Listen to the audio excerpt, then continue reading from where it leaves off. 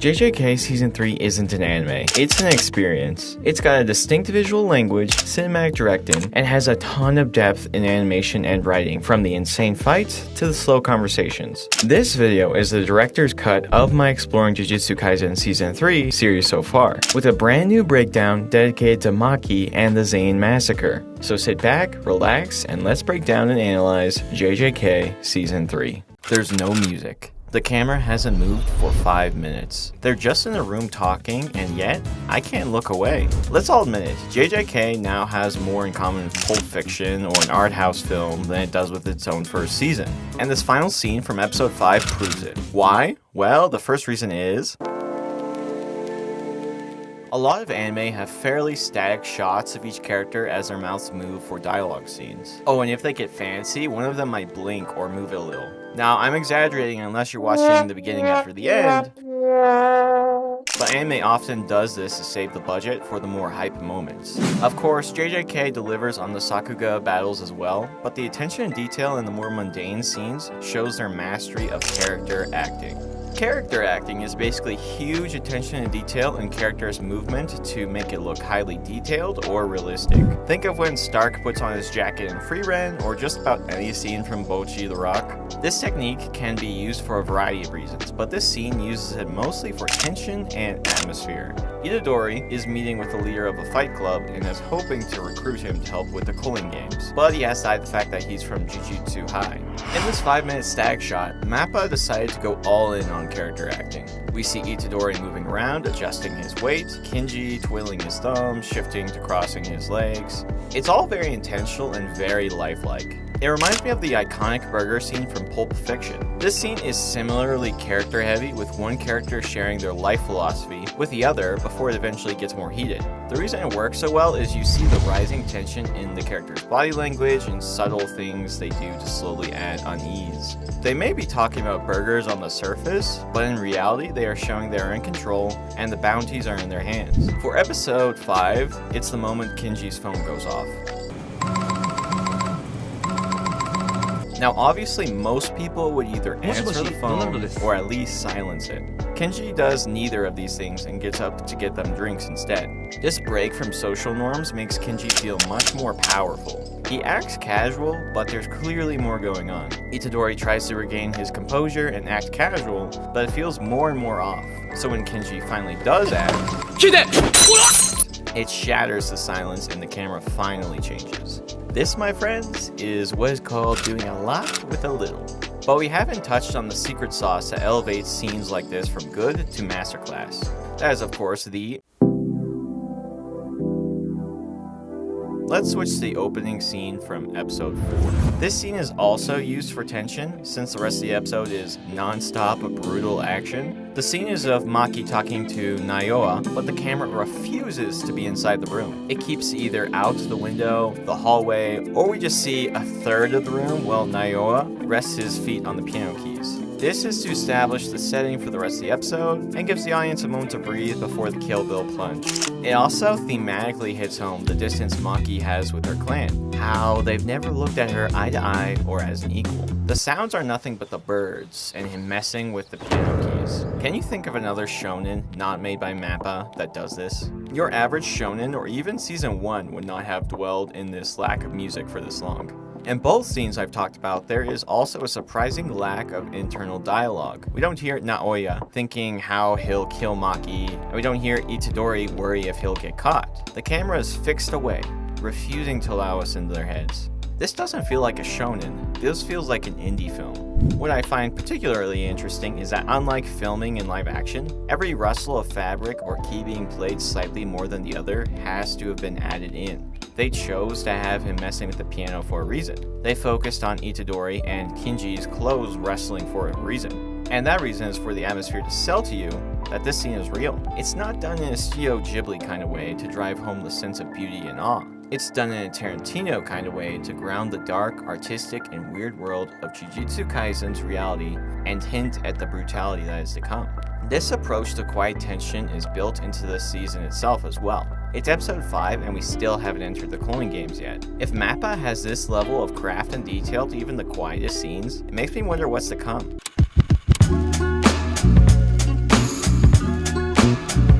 The Itadori Yuji we knew is long gone. I honestly wouldn't have believed you if you told me episode 1 that this kid would say he has no passion. But season 3 episode 6 just showed us a terrifying truth. Yuji isn't trying to be a hero anymore. And the scariest part? We've seen this look before. Yuji and Geto are shockingly similar. Both were cogs in the machine of Jujutsu Society, and both showed us where passion can go wrong. This is the Chill Samurai, and today we're talking about the one thing Yuji accepted that Geto couldn't. To understand why this one line is so important, let's go back to the beginning. Geto has always been a man of passion. When he went to Jujutsu High, his ideal was that the strong must protect the weak, and that the strong must be kept in check. This was his driving force for his humility, helping others and being the strongest with Gojo. Yuji, on the other hand, was a go-with-the-flow kind of guy, until his grandpa imparted his wisdom before his death.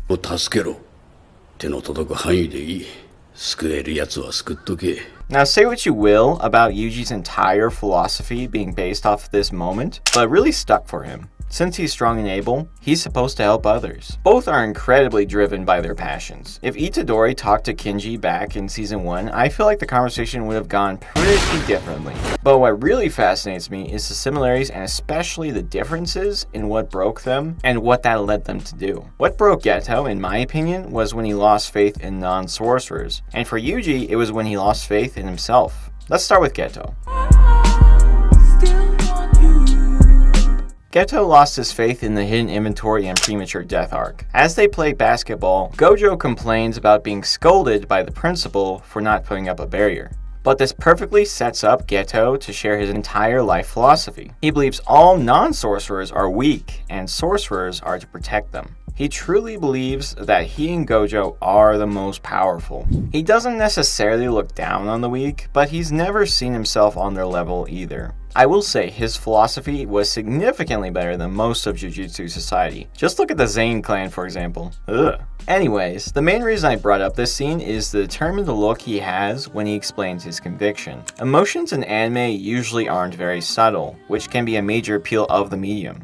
But in this case, maybe it's because it doesn't last long before he and Gojo start arguing, but it's much more subtle. He's quietly content and very comfortable with his worldview. They didn't need to fixate on it because it was his entire personality and being, but it didn't last. This takes us to the next time he recites his beliefs, but this time it lacks all conviction. This is all thanks to the Star Religious Cult and their hired mercenary Toji. The thing is, both were non-sorcerers, yet they brought the strongest to their knees. Not only that, but they showed Geto the cruelty and the evils of humanity. Toji brutally murdered a teenage girl, and then the cult clapped and celebrated her death. Quite creepily, I might add. This changes everything for Geto. So this time when Gojo asks if he wants to kill them all, he reiterated that nothing should be done without conviction. But then, as Ken Knob puts it, when the machine grinds to a halt, the cogs themselves begin wondering about their function. This led to him realizing that the machine itself was broken, which, to be fair, it absolutely is. But he went about trying to fix it in a very Anakin Skywalker kind of way in finding his own purpose, and continued to be a man of his passions to the end.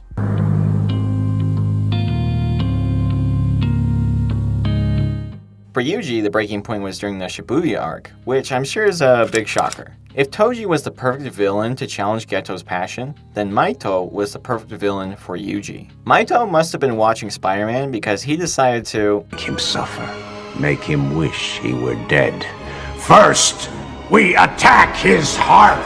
First, he forced Yuji to kill people who were morphed into cursed spirits, and then he killed multiple very important people to Yuji right in front of him.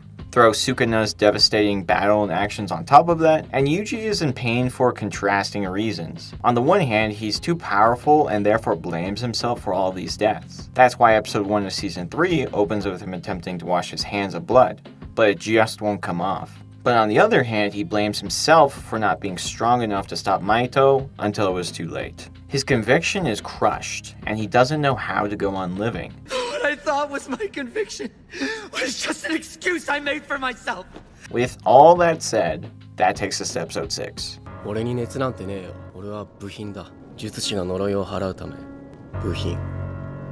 Right after Megumi and Kirora have probably the most fun and energetic fight since early hidden inventory, we get back to Yuji trying to convince Hikari to help them. Yuji decides the best approach is to simply stand there and let him hit him enough times until he says yes. At first I thought this was a courageous thing Itadori was doing, but one look at his face shows what's really happening. Whereas Geto couldn't accept being a cog in a machine of Jujutsu society anymore and went off to create his own purpose, Yuji has chosen to accept his fate as a cog.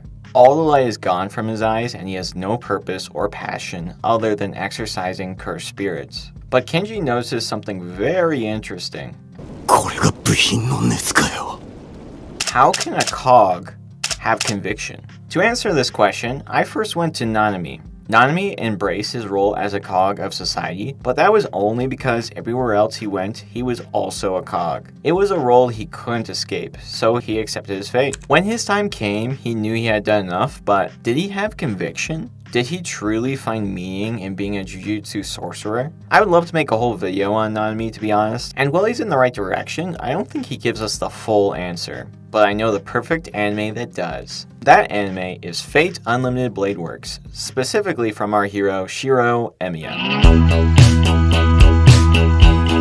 Don't worry, I'll keep this spoiler free as this anime is honestly a really good companion to the JJK universe. Shiro, just like Itadori, has a borrowed conviction. You see, he wants to become a hero because his father figure, Kiritsugu, had a passion to save everyone, which Shiro then took upon himself. He believes he has to be a hero to justify the fact that he's alive, give back, and be outwardly focused instead of seeking glory or anything for himself. The issue, similar to Yuji's conviction, is saving every single person is basically impossible. The time you used to save one person could have been used to save 10 other people in any given moment. Shiro doesn't care what happens to himself and has a shonen protagonist level of determination to make it happen, even if it destroys him, which it almost does. But what ultimately keeps Shiro from fully going into despair and hate was his friends and the beauty of chasing a dream. Finding that purpose and peace as a simple cog, pushing the machine he believes in forward. It sounds like it should be a bleak ending, chasing after something he likely will never accomplish, and yet, it works. Yuji obviously can never go back to the way he was, but maybe he doesn't have to. Geto felt the entire machine needed to burn down, and Nanami felt it was his fate to just keep turning. But with the third option presented through Unlimited Blade Works, his determination for change and moving forward can pull him through. That's the conviction of the cog, and that's the reason Kenji accepted his resolve in the end.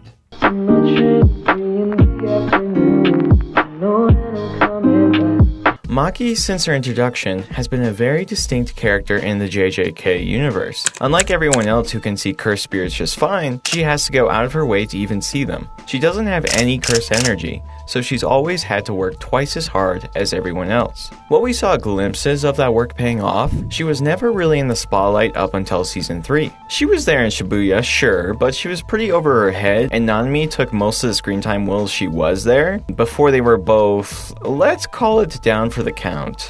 But I think that's what's so inspiring about her character. When watching episode 4, one might think she just suddenly unlocked her ultimate ability and brought us the visual spectacle, but that couldn't be further from the truth. All that blood, sweat, and tears culminated in the moment she wasn't able to save Mai. Sure, the trauma sped up her growth, but if she hadn't been preparing, she would never have been able to become this.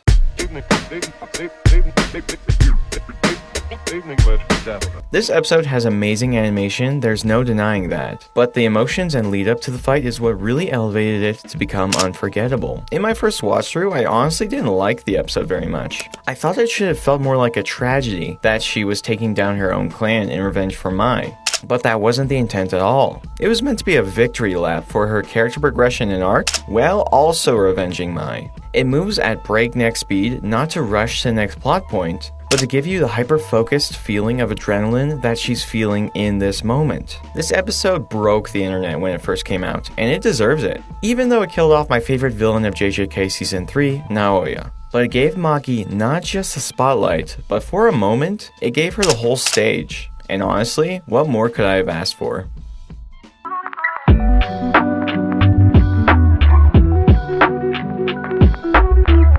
Show, don't tell. It's the oldest rule in the book of good writing. I even praised JJK for doing this a couple of videos back, yet Season 3 proved this isn't the only way to tell good stories. Sometimes exposition and telling can be far more compelling than just showing. Welcome back to another episode of Exploring Jujutsu Kaisen. This is the Chill Samurai, and let's get into it. Up to this point, I would compare the exposition of Season 3 to a Mission Impossible movie. A good Mission Impossible movie. Now, JJK has much more depth than this blockbuster franchise, but I think it's comparable in two major ways: its approach to setup and its approach to puzzle solving. Let's start with the setup of the most recent episode. Before this episode can make sense, you first have to watch all of episode 3, which was nothing but exposition for every rule in the Culling game, as well as how to get Gojo back and save Megumi's sister. Piggybacking off of that, the first half of the episode is planning the heist of how to accomplish this. Hakari and Panda will go find Kashimo, who they organically showed us earlier, while Yuji and Megumi will go find Higuruma. What's the point of all this exposition? When exposition is used well, it's a lot like a bomb under a table. This is referring to a pretty classic movie explanation from Alfred Hitchcock himself. Hitchcock argues there's a massive difference between suspense and surprise. It would have been surprising on its own to see Yuji enter the Culling game and immediately start falling from the sky Fortnite style, but when we see this happen knowing the plan is already spiraling out of control, it isn't just surprising, but now it has weight to it. Hitchcock says in order to create suspense, the audience must be informed. You can only get the suspense element going by giving the audience information. That's why JJK has spent so much time hyping up the Culling game rules. If they gave us too much information about everyone in the games, a lot of the suspense would have been lost. Instead, it gives us just enough information for the setup. We can follow their plans and strategies, which leads to the feeling of suspense when we see it going wrong. The one major difference between Hitchcock's bomb idea is that both the audience and the characters now know the bomb is under the table. This is a really cool approach because it makes us strategically aligned with the characters. We understand as much as they understand, so we're now trying to solve the problems with them. Before we get into JJK's approach to puzzle solving, let's talk about when the anime decides not to just show, and not to just tell, but when it shows while telling. This is extremely handy when explaining more complex ideas, such as the Culling game rules or Kirara's honestly insane curse technique. But what I find particularly impressive in Season 3 is when a new character is introduced.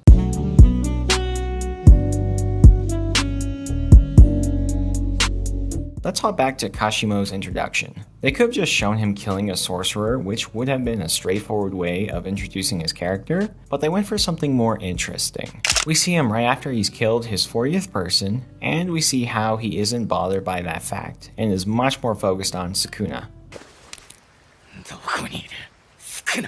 As for Takabe, they could have shown him failing as a comedian, but instead focuses on him being told he sucks basically, and his reaction to the feedback.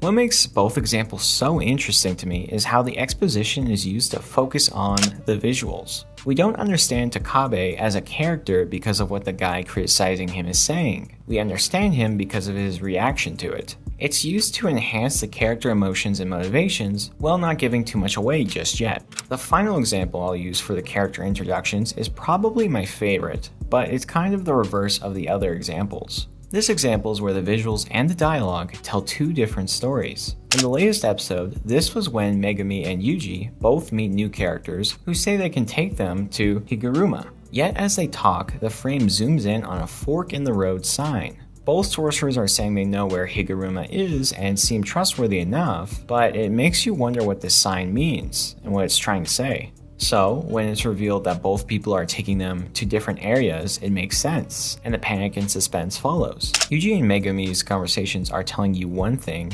and the sign is hinting at something else. It's a really awesome example of how showing and telling at once can add a lot of depth to a scene and keep you on the edge of your seat. Speaking of being on the edge of your seat, let's talk about the fights, and how they compare to stunts in Mission Impossible.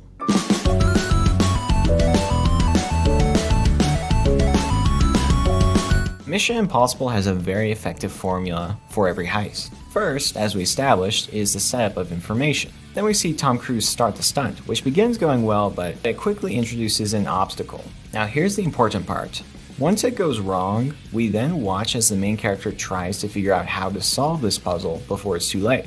We have the same information as they do, so I at least naturally put myself in their shoes and try to figure out how I would get out of this situation. A few more obstacles and setbacks can pop up, but he eventually overcomes the obstacles just by the skin of his teeth. For Jujutsu Kaisen, the fights have a very similar formula. Let's use Yuji's fight against Haba and Hanyu, who I have dubbed Helicopter Man and Jet Girl, as an example. Yuji and Jet Girl have a very quick battle where we hear Jet Girl trying to come up with the perfect strategy to beat Yuji when all of a sudden, this is the smooth sailing moment before the complication is quickly introduced. Yuji tries the same approach of throwing something, but the propellers get in the way, so he has to improvise now.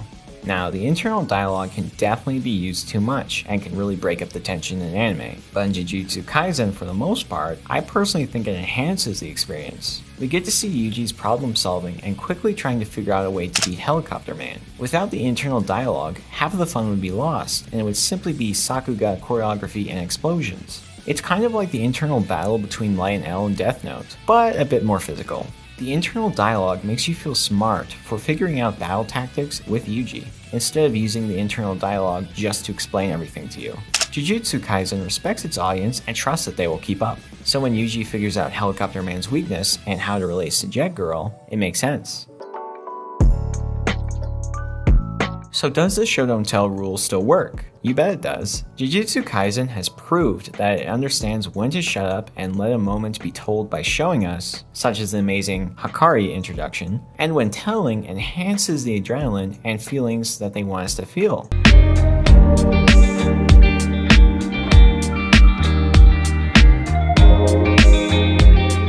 What do a high school dropout with social anxiety and an animator just messing around with Blender have in common? They went on to become legends who directed some of the biggest anime of recent times. Meet Kachiro Saito. When he entered the anime industry, he was known for drawing all the empty and sad scenes. But guess what anime he went on to direct? Shota Goshozono started as a humble key animator for Black Clover, but would go on to direct arguably the biggest anime of modern times, Jujutsu Kaisen in seasons 2 and 3. Both are very unlikely directors, and both are redefining what it means to adapt manga into anime. This is the Chill Samurai, and let's talk about when new directors change anime forever. Projects.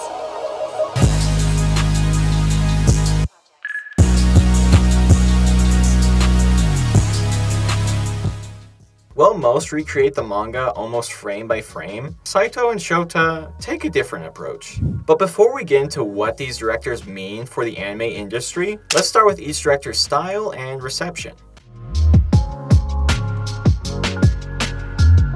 Saito's first anime he directed was Bocchi the Rock. Most anime adapt around 4 to 6 manga volumes in a typical 12-episode run, but Bocchi the Rock only adapted 1.5. This was a massive gamble, but allowed the story to not be rushing from one plot point to another. He was able to expand on the jokes and emotional arcs and add depth to the series through new scenes. The jokes are also wildly different from any other anime I've ever seen, mixing in live action, 3D models, and sometimes the animation just going haywire. While the characters and plot are fun, I don't think that's why Bocchi the Rock blew up in 2022. It was because it combined the relatability of the source material with the out-of-the-box jokes from the director to create an incredibly unique experience you simply couldn't have had from just reading the manga. He also puts a lot of attention to the composition of the scenes, especially through something called expressionless directing.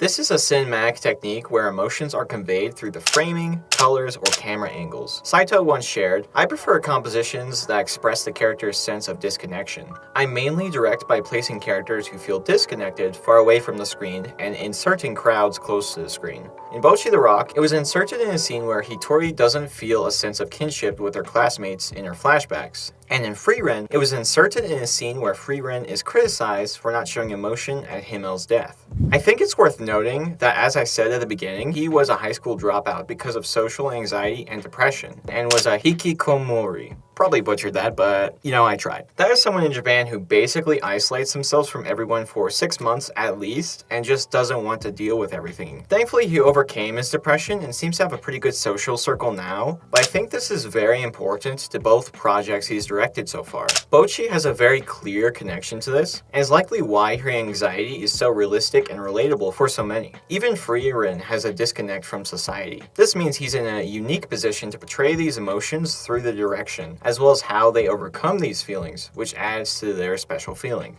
The final thing that makes Saito's directing so unique is where he draws inspiration from. While most new directors and animators draw inspiration from more recent anime, Saito looks further back. Some of his biggest inspirations are the likes of Hayao Miyazaki, Isao Takahata, and Kisaburo Sugi, who all started animating around the 60s. If you've seen a Studio Ghibli film, you probably see some parallels to Frieren's atmosphere and pacing. Even when directing Bocchi, he wanted the characters to have more simple designs to focus on movement and expressiveness, similar to a lot of more retro anime. All these things put together create the perfect style to make Frieren and Bocchi the Rock reach worldwide fame. His work has received universal acclaim from manga and non-manga readers alike. He's such a talented director and found a really good balance of bringing in his own ideas to elevate the source material to the next level.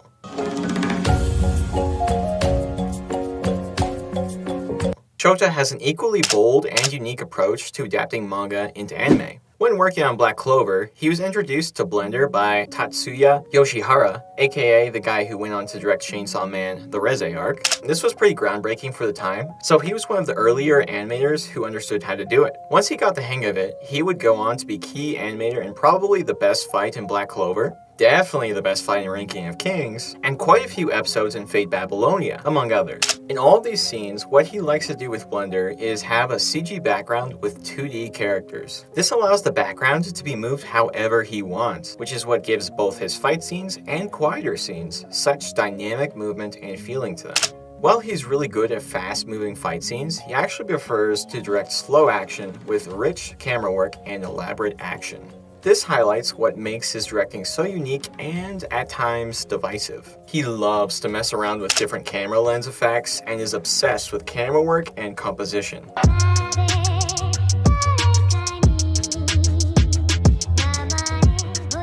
One scene that really highlighted his focus on composition was the 4-minute rotoscoped one take I talked about a few videos back. One thing I've noticed is he loves the fisheye look, which is basically zooming into characters' faces to highlight their focus or inner turmoil, such as Geto in the shower or Boji before fighting his father. I wasn't sure how to feel about these at first, as whenever I've seen the fisheye used, it looks kinda goofy, like with the Megumi meme or the controversial clip from the Superman trailer, but at this point I love the look.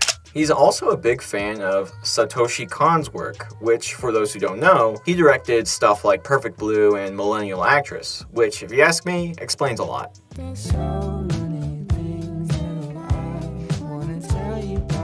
Shota has a very similar level of focus on movement and character blocking that Saito does, but he goes about it in an entirely different way. I personally love both approaches, but in any case, both seem to be taking anime adaptations in much more cinematic and experimental directions. What I find interesting is Saito left Frieren after Season 1, and Shota is most likely leaving JJK after Part 1 of the Culling Games. I don't think we need to be worried though. In many cases, anime is about adapting the manga as close as possible, and leaving most of the creativity to the mangaka. But these directors are showing that the anime can be just as creative and innovative in how you bring those ideas to the big and small screens. I think the directors jumping from project to project shows they value their creative works and want to continue creating new things. And it's not like they left the studios with nothing. Frieren Season 2's director is following in Saito's footsteps, and I'm sure JJK's next director will do the same, while adding their own unique flavor to the mix, of course.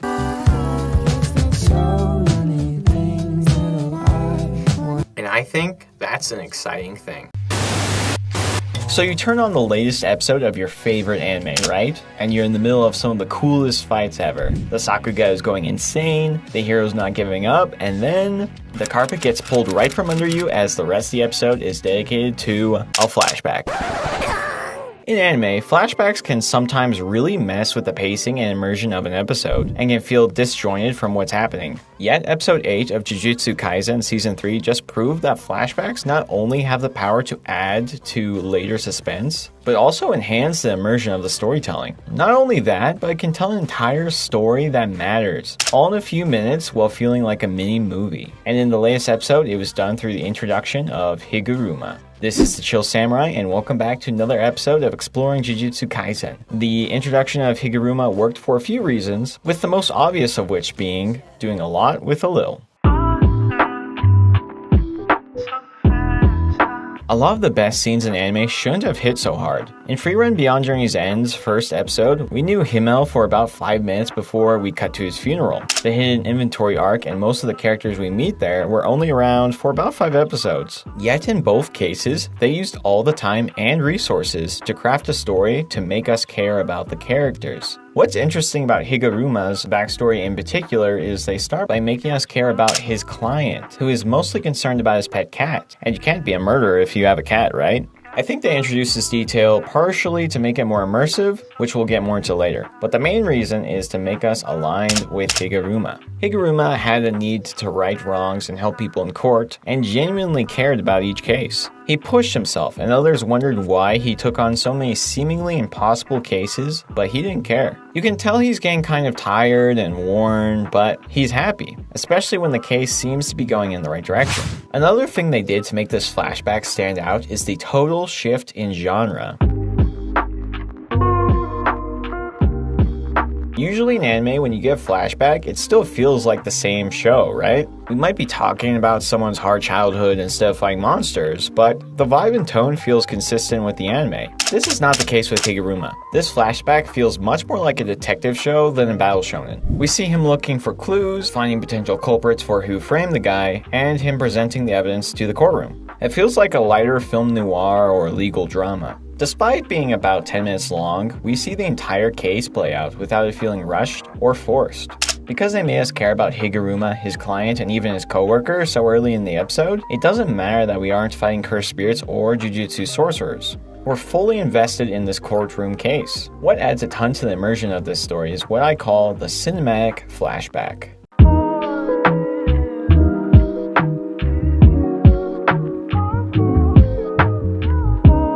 The cinematic flashback is where a flashback focuses not only on everything we've talked about so far, but would work as a short film all on its own without any further context. One big way JJK does this is by switching from the typical anime aspect ratio to a more cinematic one. The aspect ratio switch works for 3 reasons. It makes the scene stand out more, it makes the scene itself feel more cinematic, and it allows for the animators to concentrate their work into less of the screen. This last point in particular is felt through both flashbacks this episode. Now, I've already talked a decent amount about the character acting of Jujutsu Kaisen, but it just keeps surprising me with its level of detail to even the most mundane moments. Like Higuruma and his coworker just walking. It really doesn't need this level of detail, but I can't say I'm complaining. I don't know if any of these scenes use rotoscoping like back in episode 5, but I'm impressed either way. The atmosphere and cinematography during this flashback is also top notch.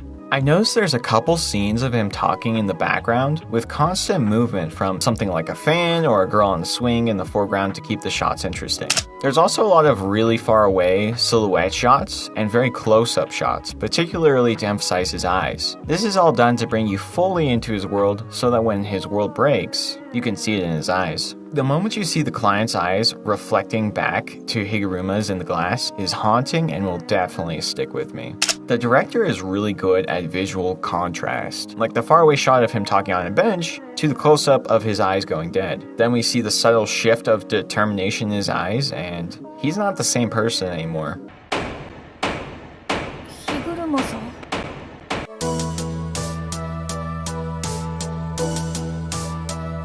So what brings a lawyer to the Culling Games? Well, it was the moment he realized that life isn't always fair. He kept pushing, hoping that someday good would triumph and the accused would be set free. But the law spat in his face and beat him down until he had enough. Most would look at the Colon Games as a bloodbath, but to Higuruma, it's a paradise. The rules actually work. So he holds on to that and discards all sorts of other rules, such as taking a bath in a suit or killing 20 people. One of those felt more extreme than the other. But the final reason the flashback works so well is the flashback presents a kind and logical man we could follow. We understand what he does and why he does it. So when we cut to the present, we are then met by a man who is wildly unpredictable. It creates that same kind of contrast we see in his eyes or feel in the genre switch. And all of that is what makes this flashback scene so effective. As you can probably tell, I absolutely love this flashback. But what makes it truly brilliant is how perfectly it ties into the core themes and messaging of Jujutsu Kaisen. I made an entire video about this, but JJK is fundamentally about how people deal with the crushing burden of being a cog in the machine of society. Some people give up their dreams just to be a good cog. Some make being the cog their entire reality. But Higuruma, when he realized the machine was fundamentally broken, he smashed it to pieces and replaced it with a new machine, the Colon Games.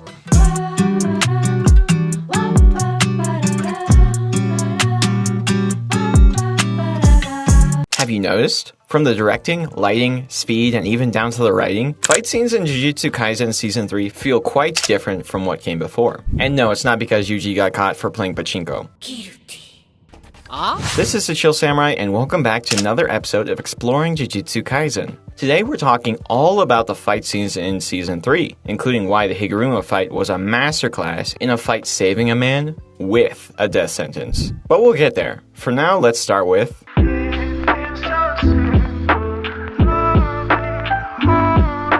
Season 3 has had significantly less fights than the Shibuya incident, but I personally don't think that's a problem. Now, I don't know about you, but while the Shibuya incident was exciting because it had non-stop action, and there were certainly some incredibly memorable fights, after a while they start to blend together, for me at least. So if anything, the more spaced out fights mean when a fight does break out, especially at the speed and energy they've had so far, they are immediately more hype and memorable. Let's use the Zenin massacre as an example. Let me know if you'd like a whole video on this episode, by the way, but since day 1 of Season 3, they really started hyping up the clan, especially with, let me see if I can get his name right this time, Naoya. Heck, they even dedicated one of their 6 fights specifically to show how powerful Naoya is in comparison to Chozo, who might remind you beat Yuji last season. Plus, it gave Naoya his brief and only window to go absolutely viral. Good for him. But on top of all of that, episode 4 started off, as I pointed out in a previous video, in almost total silence other than some minimalist sound design. So the build-up in these instances served 2 distinct purposes. The first was to create a calm before the storm, and the second was to get you more excited for the fight to break out. It's kind of like a classic samurai or kung fu movie where half the fight is dedicated to each fighter preparing, getting into their stances, and waiting for the other to strike. That is part of the beauty of the cinematography of this season. It's not using fancy camera angles and long takes of characters walking down a staircase just to show off. It comes together to create a slightly off but beautiful build-up. This build-up was also used in the Higuruma fight, but it had a slightly different purpose in this case. Gotta get it, homie, gotta move it. If you gotta do it, man, hope I never jug it. Everybody just nobody really do it. None, I don't want this to feel him. Now, I already did a whole video on Higuruma's backstory, but in this case, it was used to give context and weight to the fight itself. I also didn't comment on this last time, but my gosh, the lighting in the theater is awesome. The reds, greens, and how it contrasts with the darkness of the domain expansions makes for some amazing visual contrast. There's also been a lot of red lighting used this season, I've noticed, particularly when Yuji is depressed or blaming himself for Shibuya. That's why there was red lighting a lot in episode 1, and when he calls himself a cog to Hikari. So in this case, the red lighting is used to visually represent what's coming up, and it could be argued to also be symbolic for the blood on Higuruma's hands as well. Dang, I'm really starting to sound like my English teacher. But remember that red lighting. That's going to be super important later on. Okay, that's enough build up. Let's get to the fight itself.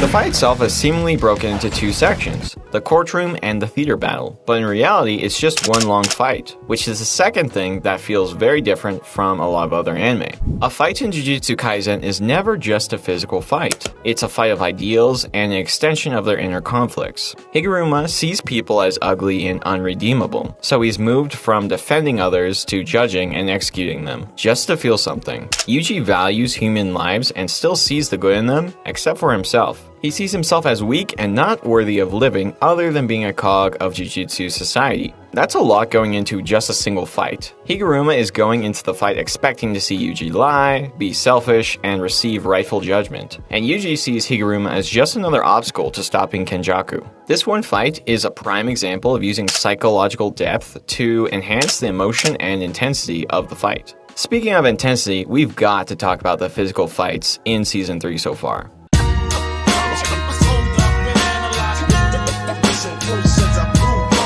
This is another massive part of what gives the fights in Season 3 such a unique identity. All the fights so far have been huge on being grounded, lightning fast, and on spectacle. When I started Season 3, I kinda assumed that the Naoya fight would be the fastest fight of the season, but then I saw Higuruma, Zain Clan, and even the Haba fight. These all lean into blurring the moving limbs to give it a satisfying feeling of speed to it. Even the fights that slow down for puzzle solving, like the Kirara or Yuta fights, keep the sense of weight and have the high-speed moments. Previous seasons also felt quite grounded, but there was a lot more cursed spirits and flying around, and a lot less ninjas and hand-to-hand combat overall. Now, this might just be recency bias talking, but this Higuruma fight is probably my favorite one-to-one fight in all of Jujutsu Kaisen. I mean, just look at this. The speed, the versatility, the loop on the third reference. For those of you who caught this reference, I am very proud of you. But seriously, this fight is the culmination of the spectacle and speed of Season 3, while still keeping that sense of weight.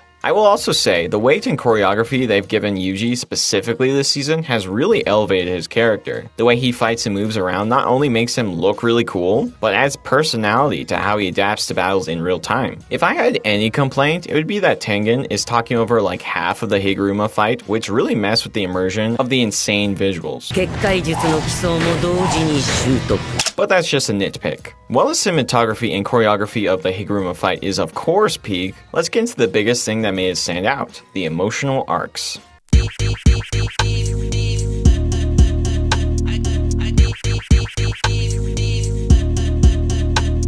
Okay, so we're back to the red lighting. The red lighting has accompanied every time Yuji has been down on himself, except this one.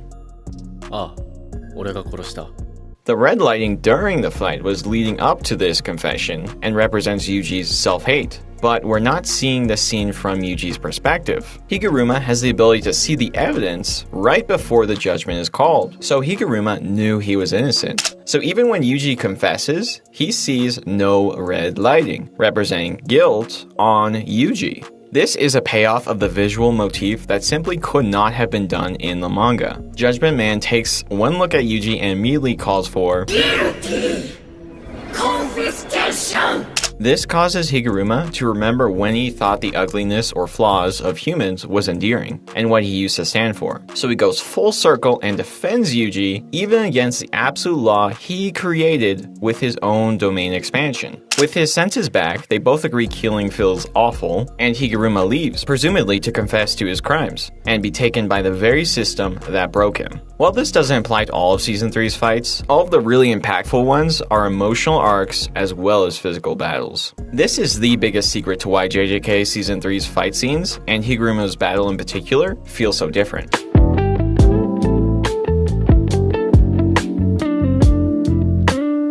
Love him or hate him, Megumi has always had some insane fights, and this newest episode of Jujutsu Kaisen Season 3 elevated it to pure cinema. Megumi is the perfect middle ground between the close quarters combat of Yuji and Jujutsu sorcerer battles of epic proportions like Gojo. That means his latest fights show the secrets on how to make both types of battles memorable while having a unique flavor specific to Megumi. I'm the Chill Samurai, this is Exploring Jujutsu Kaisen, and let's talk about the cinematic fights of Megumi. One of the best aspects of Megumi's fighting style is his versatility thanks to his 10 shadows technique, and the first fight is a prime example of how he does in close quarters. This is probably the most claustrophobic fight since Chozo vs Yuji, but really highlights how Megumi's diverse technique can be enhanced with this season's stellar direction. We start by seeing Megumi fighting with a weapon in the bedroom, which starts with silhouettes to highlight the choreography before we pan in to show how he gets the upper hand with his greater movement options. This is great because it first highlights his martial art abilities before highlighting how his Shikigami can elevate it. There's also a great moment at the start of the fight where we get to see a POV shot of the attacker before we see that Megumi had gone into the shadows. It quite literally puts us in the attacker's shoes so that when his strategy is revealed, it's a very cool payoff and makes the most of this 5-second moment. It could have been just a standard jump into action moment, but they decided to think outside the box a bit on how to portray this very brief time in the fight. To me, this shows how Goso used his own creativity to highlight Megumi's quick thinking and battle IQ. Speaking of quick thinking, that leads us to the second thing that stands out with Megumi's fights, particularly in more open spaces.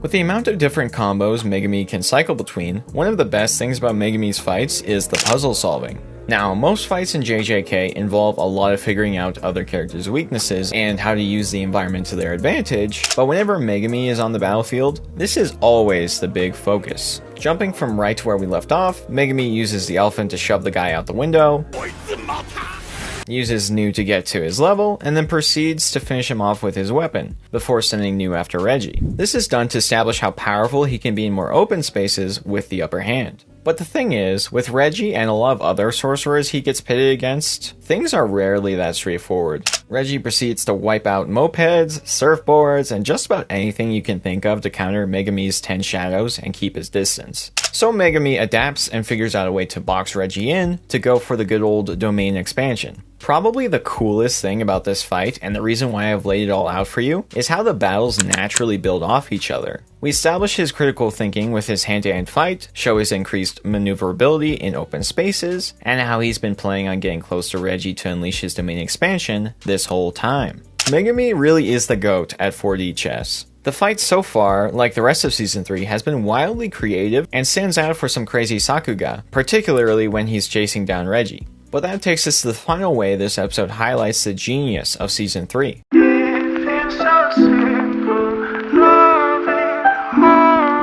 Megumi's abilities create an interesting contrast for his character. On the surface, he comes off as harsh and cold, yet even in the middle of battle, he can be caring.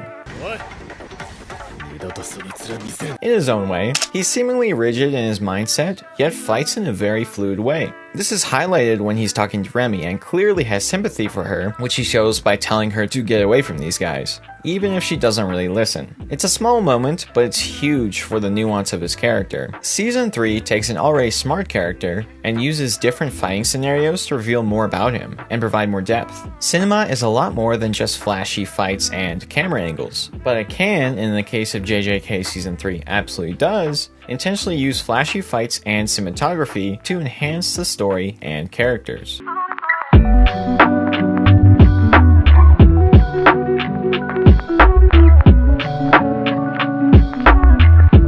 Which fight feels more real?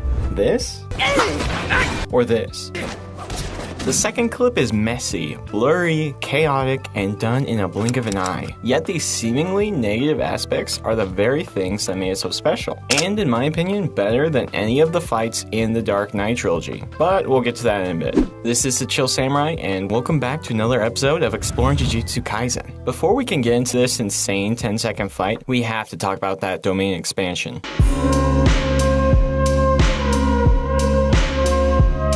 While the domain fight starts as a fist fight, it quickly turns into a battle of endurance. I've gotta say, this scene took the idea of a high pressure fight to the next level. The battle of pressure works for three main reasons. The first is that it highlights the grit of both Megumi and Reggie. They're both pushing themselves to their absolute limits in this imperfect domain. We haven't seen Megumi look this crazed since the first time he pulled out his domain expansion back in Season 1. This battle of wills is further highlighted through the dramatic red and blue lighting from the Higuruma battle being brought back in unique ways, such as the ripples in the domain itself. The second is the sound design, which has always been amazing, but the beating drums puts the craze this intensity from great to amazing. Then when the house is slowly falling behind that black background onto the red and blue ripples where Megumi and Reggie are, what else can I say? It's probably my favorite use of sound design this season, which is really saying a lot. But the third thing this pressure fight does so well is it's used to make the action to come stand out more. When you think about it, most of the fight is just Megumi and Reggie withstanding immense pressure, and very little time is given to actually throwing hands. Usually when people aren't physically fighting is when the intensity calms down at least a little bit, but in this case it stays fairly consistent. Megumi is putting on the pressure to stop Reggie from crushing him, and Reggie is trying to escape the pressure so he doesn't get crushed and can crush Megumi. Megumi is literally withstanding the weight of multiple cars, and Reggie is holding up a freaking elephant. It's such an insane setup to a mental and physical battle, but it's executed masterfully. But the physical pressure doesn't last forever, which eventually leads to...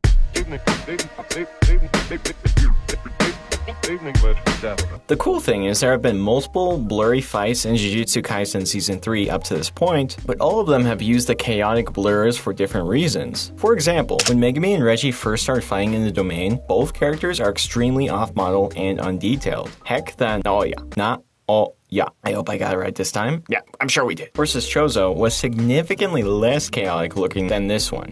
So the unpolished nature of this fight was to highlight the fact that Megumi's domain expansion is imperfect, and the fight is super fast and fluid. They're able to use their curse techniques and aren't exhausted yet, so while a lot of other JJK fights are animated to highlight the actual battle, this one was animated in a way to evoke the feeling of the fight. It's not about the choreography, but all about the feeling of chaotic powers clashing. But the fight at the pool after the domain expansion is totally different. Now they are both exhausted mentally and physically. So when they get out of the pool, they don't immediately rush at each other. I mentioned last week that the build-up to fights can be just as important as the fights themselves. I used old samurai movies as an example. Little did I know that the climax of this fight would be beat for beat set up like a samurai duel. Both slowly walk around the pool with very minimal sound and atmospheric music to build tension. They get ready, and we begin the greatest 10-second fight possibly ever. The camera is shaking. We get a few fisheye lens shots. The atmospheric music from the build-up continues, so the focus is solely on the fight. Punches are thrown at various angles. Time slows as they prepare to punch each other, and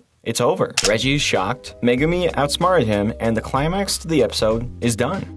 Coming back to the samurai duels, they also generally had longer build-ups than actual fights. Now this brings us back to the question I asked at the beginning of the video. Setting aside the whole curse technique stuff, does this feel more realistic than other fights in JJK? I would say yes, but there's more to it than it being a fist fight with no curse techniques.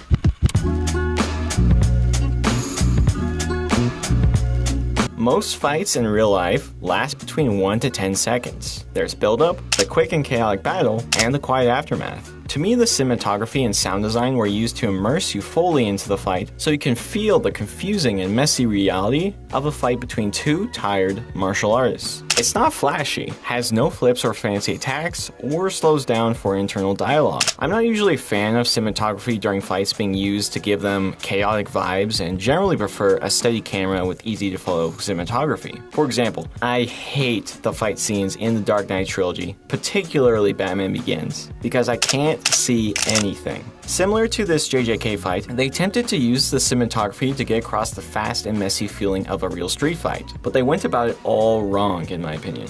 It's jumbled, messy, and frustrating as you try to piece together what is happening or who on earth Batman is even fighting at this point. The movies are great of course, but my gosh, I wish the cameraman calmed down a bit. Thankfully the Megumi vs Reggie fight wasn't nearly as jumbled, as the shots last much longer, and the fisheye lens does some of the heavy lifting to make the fight feel off and disorienting without being over the top about it. The other reason it works much better than Batman Begins is the messy nature of the fight actually contributes to the story in a meaningful way. Megumi was using this fight and the domain expansion fight to trick Reggie so he could finish him off with his wolf Shikigami. So the fights were intentionally fast-paced and messy, so Reggie wouldn't notice what he was planning. With all that said, I think they hit this episode out of the park. Realistic fights don't automatically mean better fights, as both have their place, but this episode used both expertly to craft a roller coaster of a fight that will stick with me for a while.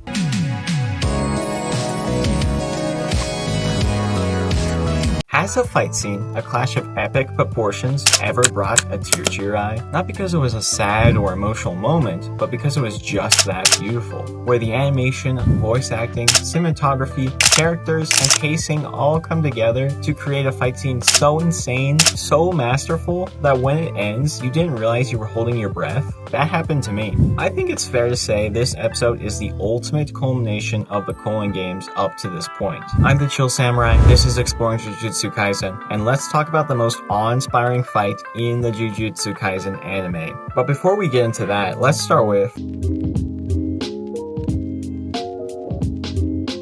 There were a lot of powers and arcs to juggle this fight, so they decided to give the whole episode a 3-act structure. I'm sure you learned about this back in high school and were definitely paying attention, but it includes the setup, the confrontation, and the climax/resolution. This is super important because if all 4 characters were all going at it the whole 28-minute episode, it probably would have been boring and we wouldn't follow the character progressions as well. So instead we start with highlighting Yuta's kindness by saving the people he could, and then facing off against Cockroach Boy. This setup fight is brilliant for 2 reasons. It's been a sec since we've seen Yuta, so it's a great reminder of the kinder side of his character. And when fighting Kuroyushi, we see his base power in action. He doesn't have Rika with him yet, nor is he using his curse technique, so that he doesn't reveal all of his cards to the other players, and to have something to build up to in the episode. He then has individual fights with Ryu and Uro to learn their base abilities and motivations. Ryu over here is wanting to have a moment in his life that has meaning and glory. I'm not going there to die. I'm going to find out if I'm really alive. And Uro has a grudge against Yuta's ancestors and wants to prove her free will. From what I saw, Uro hasn't really completed her arc yet, but Ryu's wants are met in his clash with Yuta. But we'll get to that in a bit. So we already had some insane clashes, but from here it just doesn't stop.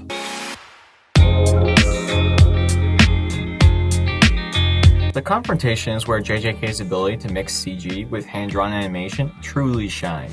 Goshozono was one of the pioneers at using Blender with hand-drawn animation to get camera angles that would be extremely difficult otherwise. And it's on full display here. Each of the 3 characters now starts pulling out their best abilities, with Ryu using much more powerful blasts from his hair, Rika joining the fray, Yuta using Toge's ability, and Uro turning the whole ground into waves, which I've gotta say is peak Goshozono CG usage. The way the attacks bounce around and are used by others feels like a Super Smash Bros. Match in the best way. The fight sometimes splits up a bit, but only to give a bit more variety to this section, and because Rika was really mad at Uro.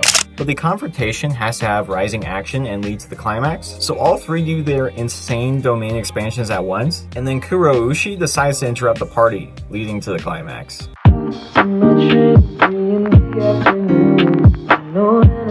Well, Cockroach Boy over here doesn't last much longer than last time, and Uro gets knocked out of the match, so now it's down to just Ryu versus Yuta. I love the moment right before they fight though. Yuta sees the joy in Ryu's eyes, that this is the moment he's waited his whole life for, so he smiles and decides to give it to him. He could have just focused on getting the points, but he wanted to do it for Ryu. The whole reason Yuta went to Sendai was to help his friends, because Yuta is a kind person. So when they start fighting, and the Culling game opening starts playing, and the lasers of light are dancing around in so many colors as they clash, I could only think one thing.